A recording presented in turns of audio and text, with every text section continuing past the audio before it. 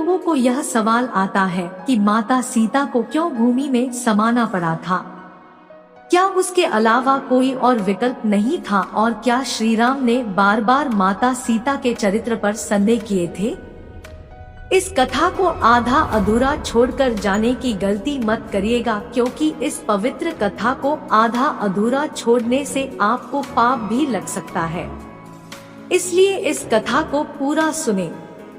अगर आप राम भक्त हैं, तो इस वीडियो को तुरंत लाइक करें और कमेंट में जय श्री राम लिख दीजिए। इससे आपकी इच्छा जरूर पूरी होगी। हम आपको इन सभी प्रश्नों के उत्तर देने वाले हैं और बताएंगे कि आखिर में माता सीता को भूमि में समाना पड़ा। इसके लिए पहले आपको जानना होगा कि राजधर्म क्या होता है और उसकी परिभाषा क्या होती है। एक राजा की प्रजा से बनती है और उसका उत्तरदायित्व होता है कि वह प्रजा के हित में निर्णय ले। क्योंकि राजा का चयन प्रजा द्वारा किया जाता है, उसको प्रजा के अधिकांश वोटों के आधार पर निर्णय लेना चाहिए, अन्यथा उसका राजा बनने का कोई अधिकार नहीं होता। इस प्रकार का कार्यवाही ही राजधर्म कहलाती है। जब लव कुश बड़े हो गए तो वे अपने गुरु वाल्मीकि के आदेश के अनुसार अयोध्या गए और वहां सभी को रामायण की कथा सुनाई। समापन में उन्होंने राजदरबार में जाकर खुद को श्री राम और माता सीता के पुत्र के रूप में प्रस्तुत किया। इसके बाद अयोध्या की जनता ने उनसे इस पर संदेह जताया। जब श्री राम ने इसे सुना तो उन्होंने लोकमत का ध्यान रखकर सीता को यहाँ बुलाने और अपनी पवित्रता की शपथ दिलाने की आदेश दिया। माता सीता ने जब यह सुनकर तब उनकी भावनाएं चिंतित हो गई। अत्यंत समय तक अयोध्या के जनता की राय का पालन करके वन में रहने के बाद उनके ऊपर उनके पवित्रता के सबूत की मांग की जा रही थी।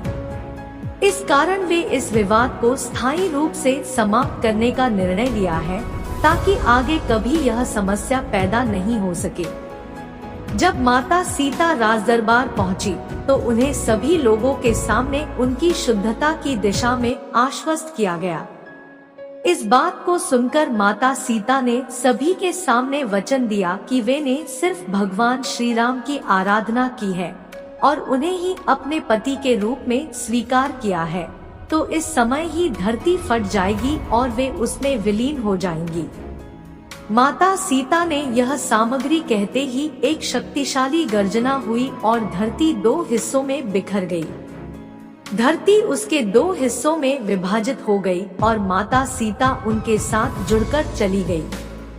इस तरीके से माता सीता ने उस उत्पन्न हुए विवाद को स्थायी रूप से शांत कर दिया।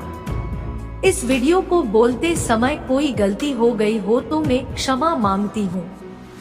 अगर आपके पास कोई प्रश्न या सुझाव है तो कृपया हमसे साझा करें और हमारे चैनल को सब्सक्राइब करना न भूलें, ताकि आप हमारी आने वाली कथाओं और वीडियो से जुड़े रह सकें।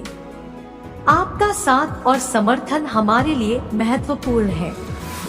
धन्यवाद और वीडियो को लाइक करके कमेंट में जय माता सीता लिख दीजिए और यह भी बताइए कि आपने इस वीडियो से क्या सीखा। आपको मेरी तरफ से ढेरों बधाइयाँ।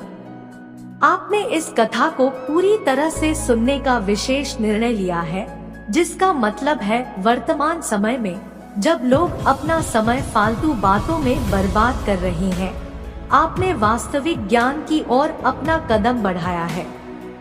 मैं आपका स्वागत करती हूँ उन विशेष 5% में जो सही दिशा में बढ़ रहे हैं और अपने जीवन को आगे बढ़ाने के लिए सच्चे ज्ञान की खोज में लगे हैं।